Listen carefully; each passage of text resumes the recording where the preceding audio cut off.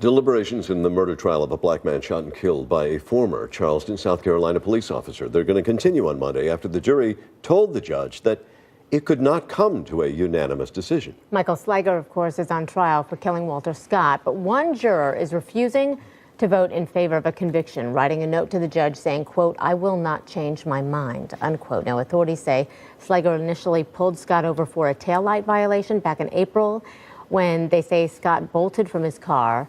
And here's the cell phone video from that scene. Because it's so graphic, we stopped it just before Slager actually shoots Scott. But prosecutors have argued that Slager told investigators what he told them just doesn't match up to the video evidence that you're seeing here. Slager maintains that he feared for his life in that moment. Laura Coates, CNN legal analyst and former federal prosecutor with us now. Laura, thank you for sticking around here. Good morning. Good morning to you. First of all, so yesterday they are near a mistrial. They're coming back on Monday. They have 48 hours essentially to go home, to deal with everything that they've seen, to maybe get back into their normal lives if they can. How much will these next 48 hours shape what could happen Monday morning? Well, it's going to be critical, not for the 11 jurors who are already having a decisive decision in terms of doing a conviction, but it may prove critical to the one holdout juror who has said that he feels he cannot, in good conscience, consider a guilty verdict given the options that he has, and that he feels there's reasonable doubt there. So it may lead to him changing his mind, but I think it will have a very little impact on the other 11 jurors. What it could do, though, in terms of community relations, is kind of quell the idea that there would be this immediate reaction, a visceral reaction to the possibility of a mistrial. And it gives the community members time to kind of reflect on the fact that this is a real possibility and figure out where to go from here.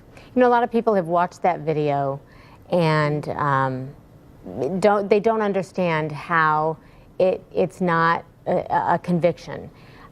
This is due process. This is people come to the table with different thoughts, with different experiences. But when this juror says that there is still some reasonable doubt here, despite that video that so many people thought would just be cut and dry in this case, what do you see might be some of his trepidations? Well, you know, I'm one of those people who looks at it and says, this is a clear case and there should be a unanimous conviction. But I will say this.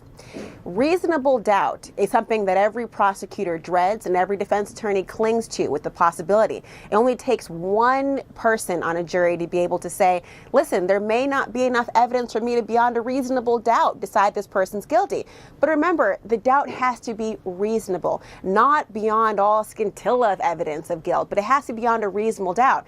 But the prosecutor's decision in this case to allow the jurors to reflect and consider both a manslaughter charge and a murder charge, I think may have signaled to the juror that there was doubt about whether this was premeditated, whether there was malice, and whether this is an officer who may in fact have deserved the penalties that he is facing.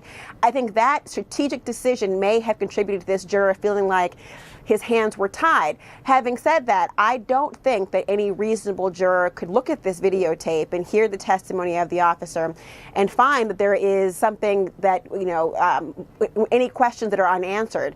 But you're right, our justice system requires unanimity, and that's a good thing. And if this case ends up where you have 11-1 in a mistrial, the prosecutor could bring the case again, but we cannot allow people to say, well, one person's holdout should we transform the whole system. All right, Laura Coates, thank you so much for breaking it down for us. Good to have you here.